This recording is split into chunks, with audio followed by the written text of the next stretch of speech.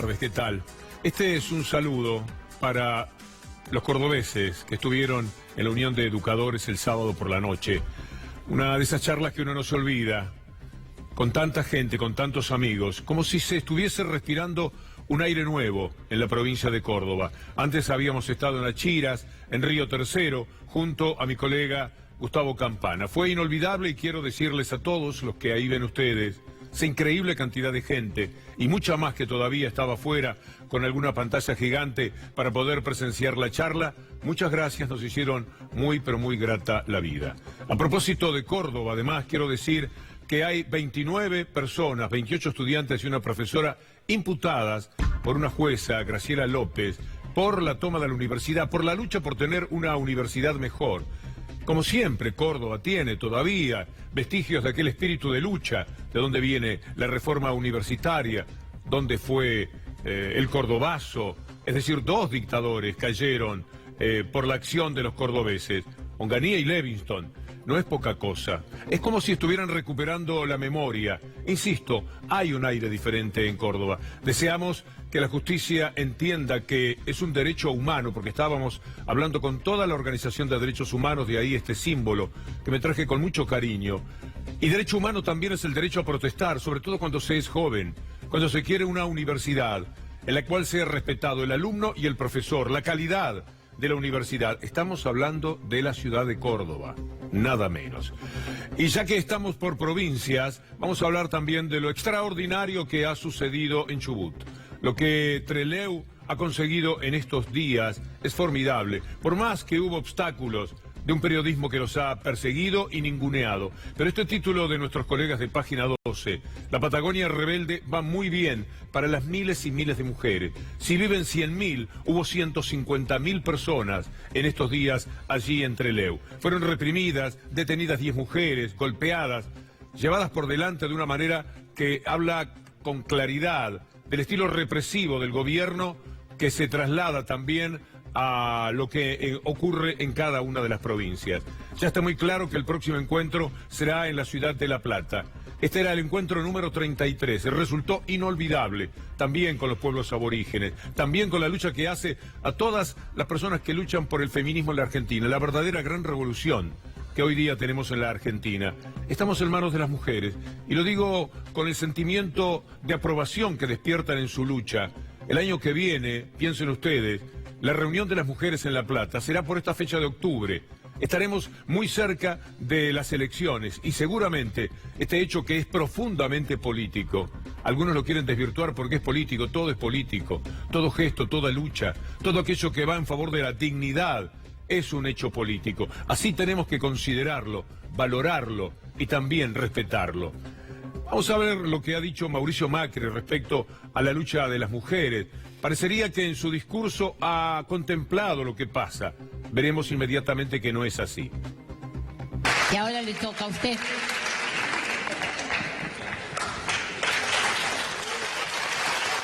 Mauricio Macri, el feminista menos pensado. Gracias, gracias. Buenos días, buenos días. Siento que llegó el momento que demos un paso superador y que aprovechemos esta fecha para realmente lograr avances concretos, no solo palabras. Avances en lo que queremos, igualdad de género, igualdad de oportunidades entre mujeres y hombres. Y como dije hace una semana en el Congreso, tiene mi compromiso absoluto para avanzar en este tema, y es absoluto. Es mentira, naturalmente, como siempre.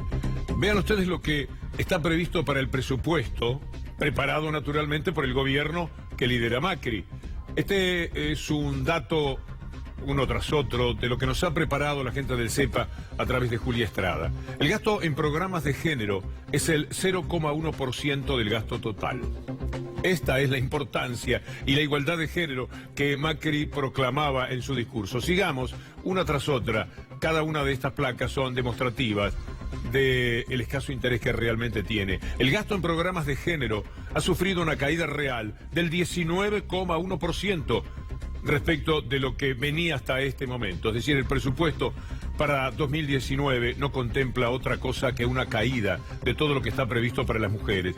El Instituto Nacional de la Mujer, 11,5% menos. El Programa de Atención de la Madre y el Niño, menos 76%. Es una barbaridad. Después de haber dicho que se va a hacer todo lo posible, que vamos a ir a los hechos en el futuro. Y miren ustedes lo que ha sido hasta ahora. El Programa de Desarrollo de la Salud Sexual y la Procreación Responsable solo fue ejecutado en el 24%. Nuestro saludo a todas las mujeres que siguen luchando para que esto cambie. Pero este es el presupuesto. Esto es lo que está previsto que se tenga que votar el próximo miércoles. Tendrá que ser una dura lucha la que allí se establezca, no solamente para defender el presupuesto que tiene que ver con las mujeres, sino todas las salvajadas que se cometen dentro de ese presupuesto. Y vamos a hablar ahora de lo que ha ocurrido en este fin de semana largo. Mucha gente está volviendo, sí, mucha gente, pero lo que ha consumido, turismo con bolsillos vacíos, es el título. Las ventas por el fin de semana largo cayeron 4,5%, según un estudio de la CAME, realizado en 40 ciudades del país. Y esto pese a las ofertas, promociones en hotelería, gastronomía, centros comerciales. Se pusieron las pilas en todos lados, pero no se consigue que la gente gaste, porque la gente no tiene absolutamente nada en posibilidades de gastar. Entonces, con respecto al 2017, que ya había sido un año flaco, 4,5% crecieron los gastos.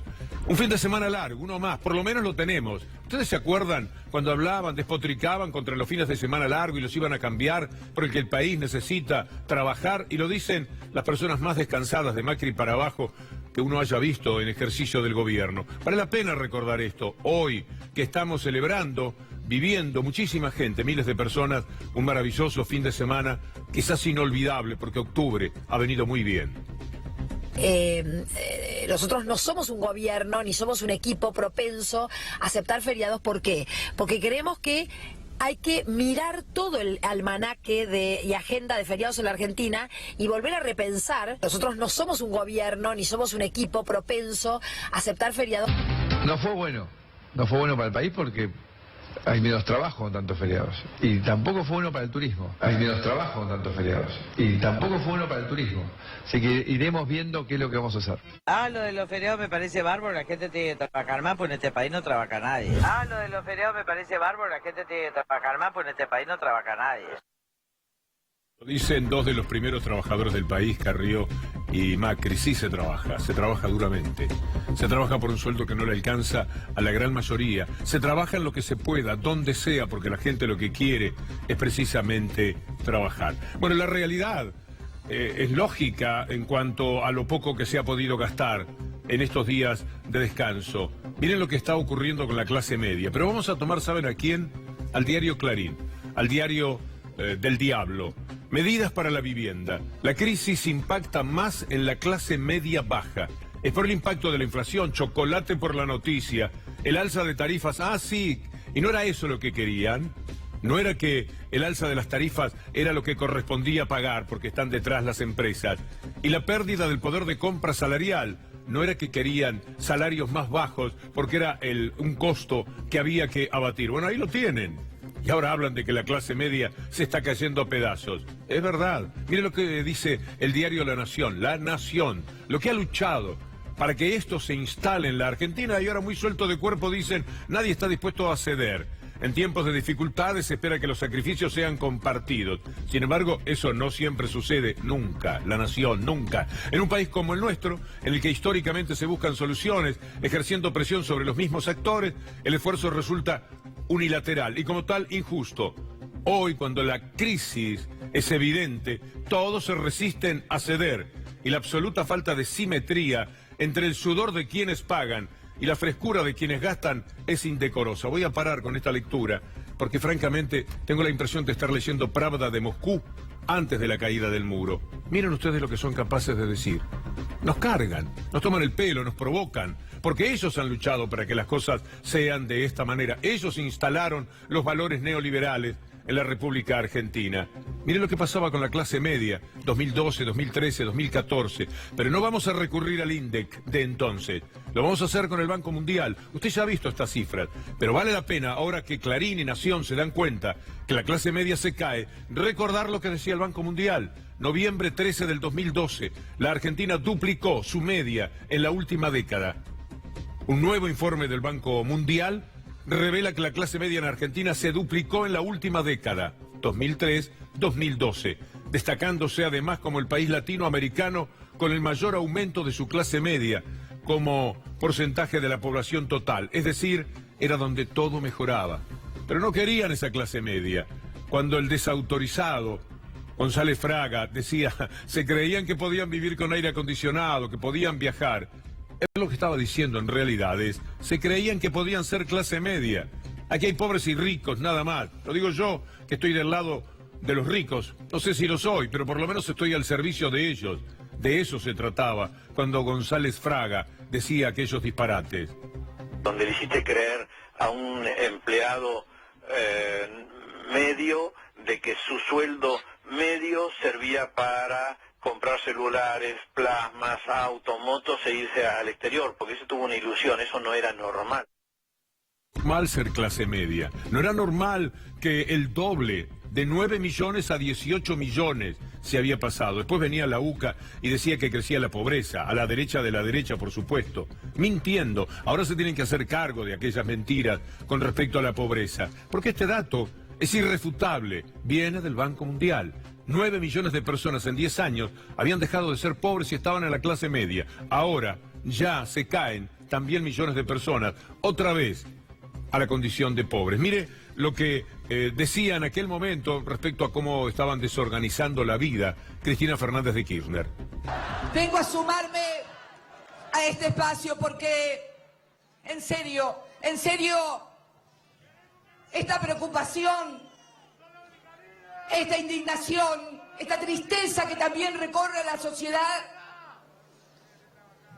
me conmueve también, porque no me parece justo que nos hayan desorganizado la vida así, porque saben que siento que le han desorganizado la vida a la sociedad. La gente tenía la vida organizada, la gente tenía su vida organizada, podía planificar a fin de mes, tenía su sueldo, sabía lo que podía gastar, sabía lo que podía ahorrar, sabía cuánto le iba a sobrar para las vacaciones, sabía cuánto iba a separar para la cuota del auto, sabía cuánto juntaba para los ladrillos o la bolsa de cemento de la casa que se estaba haciendo. Eso es tener la vida organizada y eso es lo que han venido a romper. Recurrimos a aquel discurso porque tiene razón, porque tiene derecho, porque vale la pena comparar. No se puede hablar ni del tiempo sin comparar. Hoy es un día más lindo que el de ayer, sin ninguna duda. Pero tenemos que compararlo con el día de ayer para decir que todavía es más maravilloso. Y en política es igual. Tenemos que comparar cuando se cae la clase media o cuando la clase media ascendía.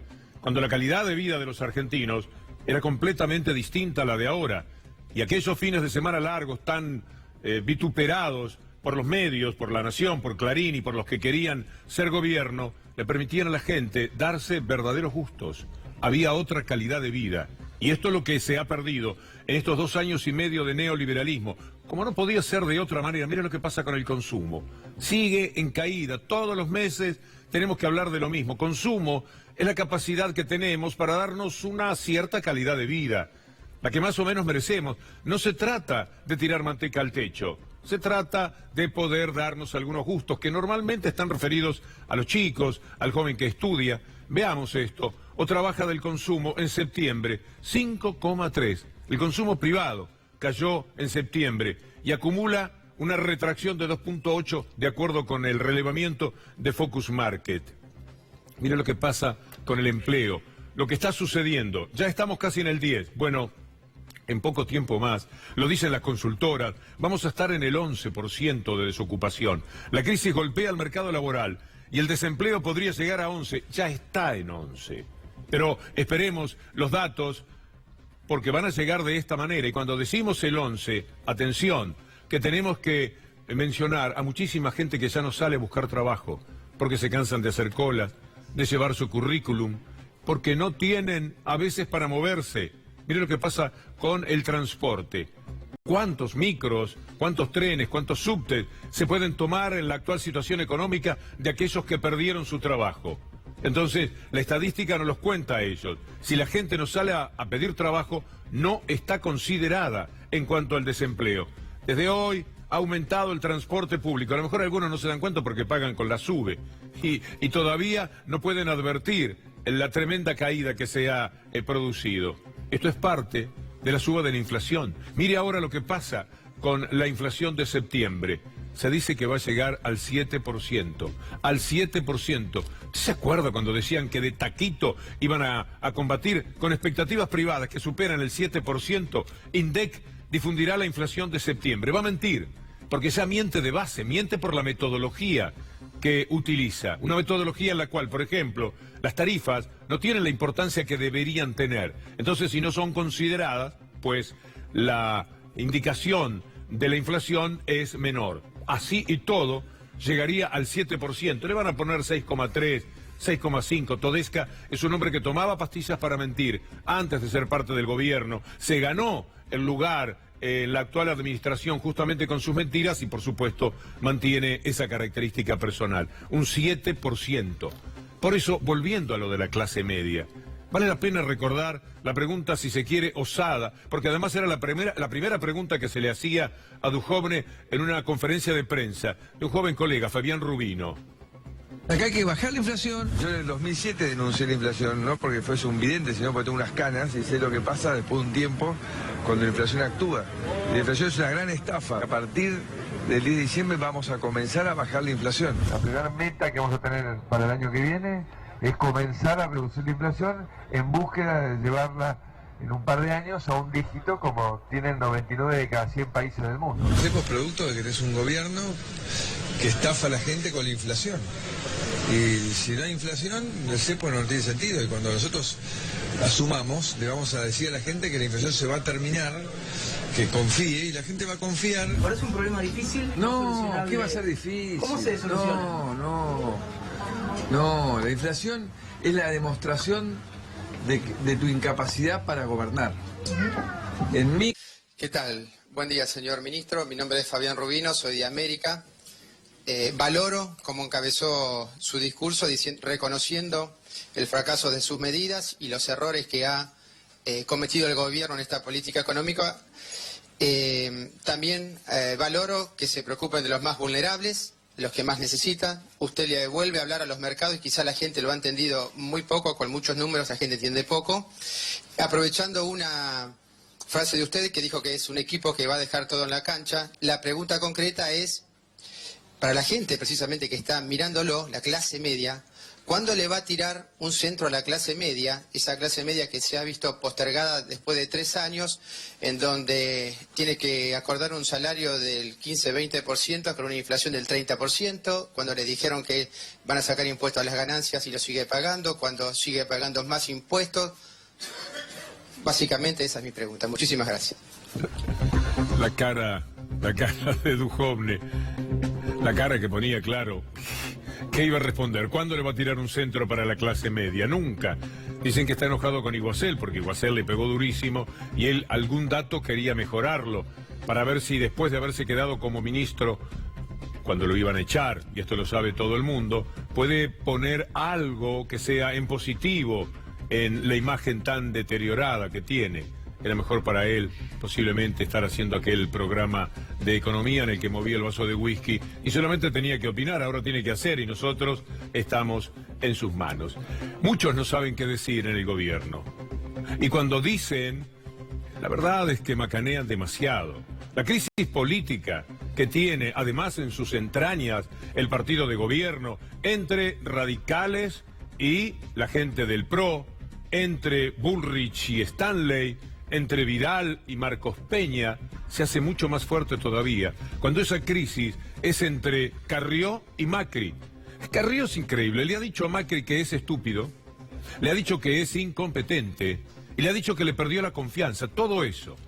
En el programa en el que estuvo, y después vamos a ir a lo que acabo de mencionar, salió defendiendo a Quintana. Quiero que escuche esto de Quintana, porque Carrió se pone la ropa de una especie de fiscal de la República donde ella es perfecta y donde ella no tiene nada que ver con hechos de corrupción y jamás defendería a un corrupto.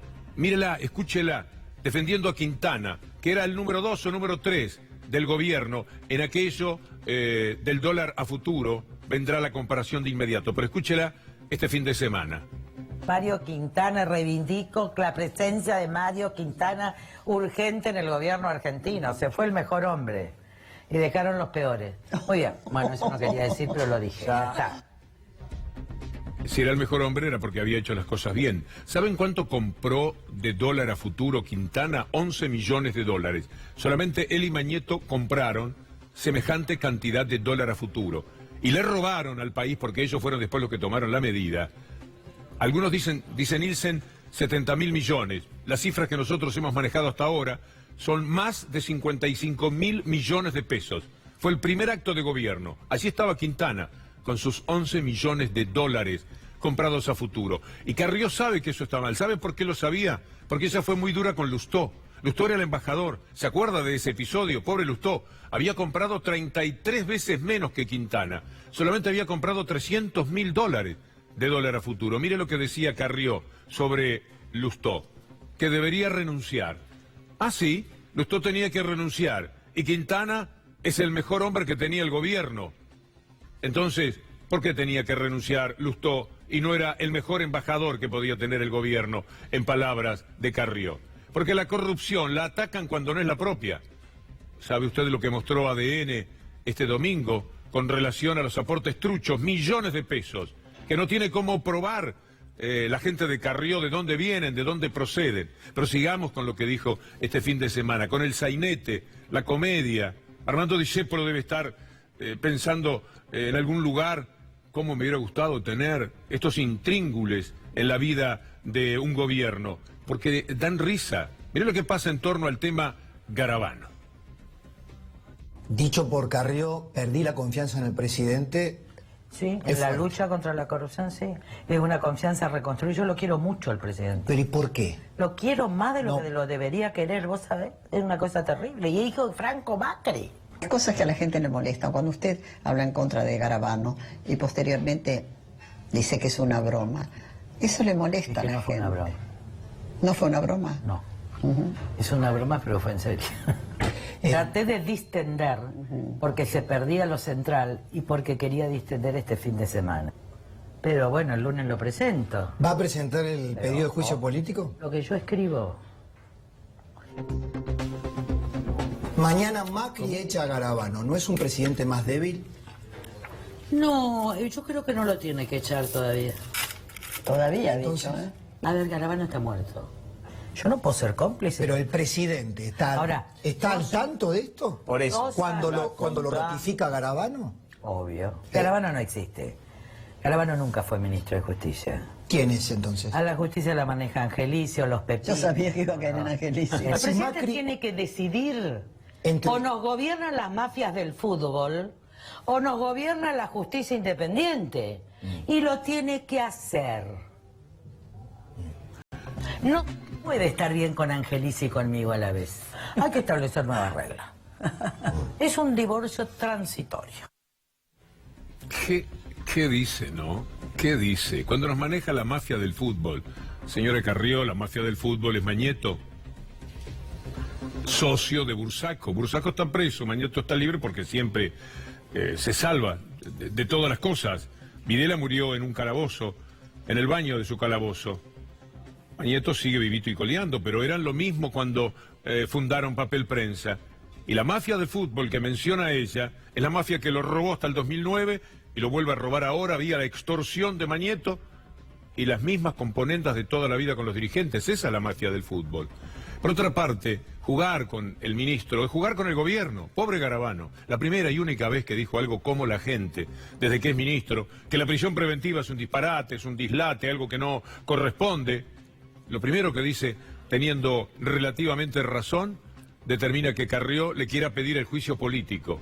Dice también que es por aquello de la AMIA, del juicio de encubrimiento. Por cierto, que ahí sí Garabano era un ministro que tenía que ser ministro saliente. Fue una vergüenza, pero Garabano actuó a nombre del gobierno, a nombre de la cúpula de la DAIA, a nombre del establishment. Entonces, ¿quién lo va a echar? Ella se arroja hacia otro fracaso, porque ni siquiera sus compañeros la van a acompañar. ¿Y qué va a decir luego, cuando pidiendo el juicio de Garabano le digan que no? Ya le están diciendo varios, de una manera un poco contenida, que se trata de un disparate más. Pero en algunas cosas quedan pistas de lo que verdaderamente está sucediendo hoy día en el gobierno. No porque lo diga Carrió, sino porque lo dice una referente importante del gobierno. Cuando ella señala que Bonadío es un juez presionado, cuando dice que la AFI acciona presionando a Bonadío para que no se metan con el tema de Franco Macri, que es meterse con Macri, cuando dice echan a gente de la AFIP porque van detrás de Calcaterra, esto es ir detrás de Franco Macri. ¿Y dónde está Mauricio Macri? No tiene nada que ver con la historia de la familia Macri, de buenas a primeras. O sea, tiene un dislate, tiene un barullo, tiene un lío tan pero tan grande. Se ha hecho un nudo que ya no sabe cómo desbrozarlo. Le será muy difícil. Pero mientras tanto nos enteramos por gente del gobierno que el gobierno acciona sobre la justicia, que el Poder Ejecutivo manda en la justicia, que hay operadores del tipo Angelici, al que se identifica como la mafia del fútbol, pero está ahí puesto por la mafia verdadera del fútbol y sostenido fundamentalmente por esa mafia del fútbol. Entonces, sí sirve lo que dice, sirve porque en medio de toda esta locura quedan datos que no se pueden ya refutar, que son definitivos para entender lo que pasa en la República Argentina, la falta de república, la no vigencia del Estado de Derecho. Escuchémosla. Entonces, cuando veo que quieren impunidad, algunos que se robaron el país, y algunos son parientes del presidente, yo quiero verdad y justicia, condena para todos, incluido IEXA. ¿Alguien del gobierno trabaja para, en el marco de lo que ha denunciado de Garabano, para acotar la investigación de los cuadernos para que no siga avanzando sobre los empresarios? Sí, la AFE. Persigue a fiscales, da a conocer documentos secretos de la UIF, presiona en la causa de IEXA. Para que no siga. Para que no avance. No es Macri, Macri no es IEXA, pero IEXA es Franco Macri y Anguillo Calcaterra. ¿Bonadío está trabajando bien? ¿Sí? Sí. Es de Scorach. Está bien. ¿Recibe presiones del gobierno? Sí. ¿Cómo? ¿Sí? Sí, todos. Mónica. O sea, ¿hay operadores? ¿Angelici opera en la justicia? Sí. Qué tristeza que es todo. Este tuit que ella entregó diciendo que era una broma lo de Garabano y después diciendo no, pero era en serio, marca dónde está parado también Macri. Yo no le pedí ni le voy a pedir la renuncia del ministro Garabano al presidente. Lo que dije esta mañana fue una broma. No condiciono ni disputo autoridad. Usted acaba de escucharla decir después de este tuit, muchas horas después, que sí va a pedir y mañana lo van a hacer. Van a pedir el juicio político de Garabano, por supuesto, se va a dar la cabeza contra la pared. Pero también es una tristeza imaginarlo a Macri. Mire lo que se permite pobremente Macri. Cuando la encuentra, clarito, venía predispuesto, sabía que lo estaban filmando, a no darle bolilla. Este es el único gesto de autoridad de Macri frente a Carrió. Y Carrió dice que lo había dicho en broma para que antes de que hablara Macri, alguien fuera corriendo y le dijera a Mauricio, hey Mauricio, dice que es broma, que lo de Garabano es broma, no te preocupes, no va a hacer nada. Entonces Macri supuestamente tomaba nota, si es broma lo que dijo Carrió, me quedo tranquilo y entonces puedo hablar desde otro lugar espiritualmente. ¿A qué está jugando esta gente? Porque mientras tanto cabe recordarle que el país se cae a pedazos, mire el consumo, mire lo que pasó el fin de semana largo, mire lo que es la inflación. Y hace unos días que no hablamos de la deuda porque la hemos incorporado, qué vergüenza, no lo hagamos. Son miles y miles de millones de dólares que hay que pagar nada más que los intereses y que el año que viene y el siguiente y el otro van a condicionar la vida de los argentinos. Cuando se vaya esta gente sí que va a quedar una pesada herencia. Mire la impericia que tienen, mire la falta de responsabilidad que se observa entre ellos, el destrato al que se someten. es un verdadero sainete. Y la justicia quedó el otro día ya claramente demostrado lo que es cuando Fontevecchia, editor de Perfil, contó lo que él sabe a través de los empresarios, a los que conoce, a los que trata. Estamos hablando del círculo rojo, podría decirse, en cuanto a la opinión pública. Entonces, tiene autoridad, porque los conoce para decir esto, y nosotros tenemos que tomar nota de lo que pasa en la justicia.